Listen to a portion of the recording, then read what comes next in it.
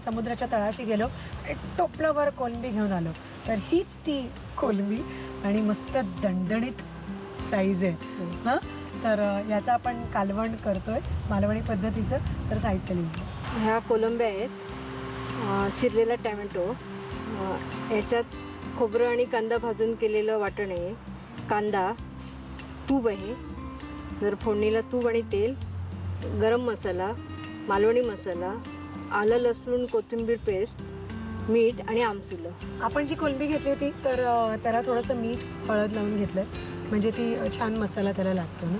So आपण तेल कांदा टाकतो, तेल घातलेलं आहे, गरम घातलं, कांदा एवढा सगळं.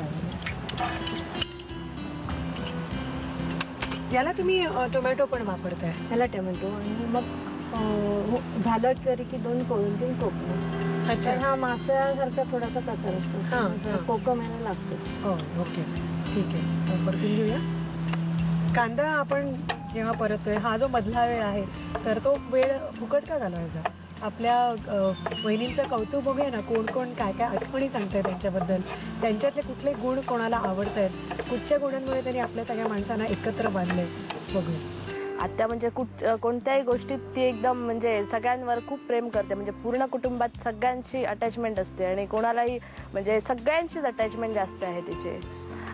आमचं पर्सनल म्हणजे रिलेशन एकदम म्हणजे एका मुलीचं आणि आईचं असतं तसंच आहे, कारण मी तिची फार लाडकी आहे. आणि आम्ही अटॅचमेंट म्हणजे जेवणात किचनमधली अटॅचमेंट म्हणजे तिच्याकडनं सगळे गुण म्हणजे जेवढे म्हणजे जेवण बनवायचं असतं ते सगळे गुण म्हणजे आम्ही शिकलोय, तिच्याकडनं जेवण बनवायचं शिकलोय. एक लिडरशिप हा गुण तिच्यामध्ये चांगल्या प्रकारे आहे आणि तो माझ्यात पण बऱ्यापैकी उतरलेला आहे. आणि मी प्रत्येक वेळी आम्ही सरला काही असेल तर म्हणजे चर्चा करूनच काय असेल तर मग हे करतो, निर्णय घेतो. कांदा थोडासा परतत आलाय, आता काय घालायचं त्याच्यावर? टॅमॅटो. मग त्याचं प्रमाण कमी असेल ना, पण अर्धा घाला. पण ह्याच्यात सुद्धा तुम्ही कांदा खोबरं याचं वाटण घेतलं? हो, कांदा खोबरं. ह्याच्यात सुद्धा सुकं खोबरं आहे? सुकं खोबरं थोडं टाकलं. पण ही पण एक छोटी टीप लक्षात ठेवा की वहिनीने जेव्हा मालवणी मसाल्यात बनवलं तेव्हा गरम मसाला पण चिमूटभर घातला. तेव्हा कुठलाही पदार्थ करताना जर असं तुम्ही केलं तर ताजा मसाला, ताजपणा, कारण हा आपण रोज रोज करू शकत नाही. बरोबर. 1-2-3 महिन्याचा वगैरे केलेला असतो, त्यामुळे थोडासा त्याचा वास जो असतो तो मसाल्यांचा कमी होतो. आता काय घालायचं? कोलंबी. आता यावर थोडासा मसाला घालूया आणि त्यावर कोलंबी आली मसाला, मालवणी मसाला. मालवणी मसाला एवढा लागेल? घाला. अजून लागेल? लागेल. आणि तिखट ह्याच्यात आहे? हो, सगळं ह्याच्यात सगळे मसाले असतात. आणि थोडंसं आलं लसूण, अगदी कमी प्रमाणात आलं लसूण, हिरवी मिरची कोथिंबीर. यावर कोलंबा करतोय.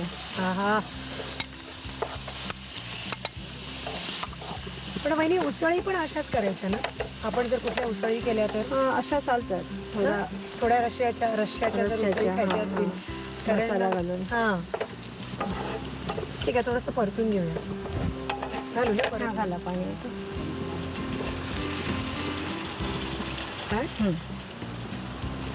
एक उकळी आल्यावर आपण याला खोबरं आणि तुम्हाला माहिती आहे आपण ओलं खोबरं, सुकं खोबरं, कांदा हे भाजून, ओलं खोबरं पण भाजलं ना वहिनी? ओलं खोबरं भाजलं आणि नंतर ते अर्ध भाजून झाल्यावर सुकं टाकलं. सुकं खोबरं आधी घातल्यावर पण अगदी जेव्हा सुकं करायचं असतं वहिनी तेव्हा हेच सगळं घालायचं, फक्त वाटण थोडं कमी पण आणि पाणी कमी आणि कोलंबी जास्ती. जबरी महिन्यात कसलं साईज आहे कोलंबीचा, फारच मस्त.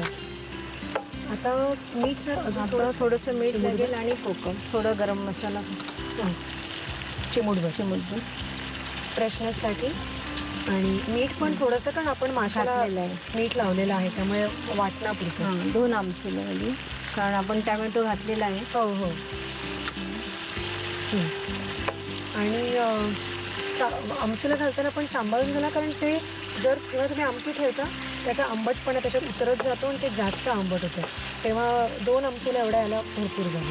तर कृती आणि साहित्य लगेच या, कारण हे रेडी झालेलं आहे. कोलंबीचं कालवण बनवण्यासाठी लागणारं साहित्य: कोलंबी, बारीक चिरलेला टोमॅटो, भाजलेल्या कांदा खोबऱ्याचं वाटण, कांदा, तूप, तेल, गरम मसाला, मालवणी मसाला आणि आलं लसूण कोथिंबीर पेस्ट. कृती: कोलंबीला हळद आणि मीठ लावून ठेवावं, ओलं खोबरं, सुकं खोबरं आणि कांदा भाजून मिश्रण एकत्र वाटून घ्यावं. एका पॅन मध्ये तेल आणि तूप एकत्र गरम करून त्यामध्ये कांदा, बारीक चिरलेला टोमॅटो, मालवणी मसाला, आलं लसूण, हिरवी मिरची, कोथिंबीर पेस्ट आणि कोलंबी घालून मिश्रण परतून घ्यावं. त्यामध्ये पाणी, कांदा खोबऱ्याचं वाटण आणि मीठ घालून कालवण शिजवून घ्यावं.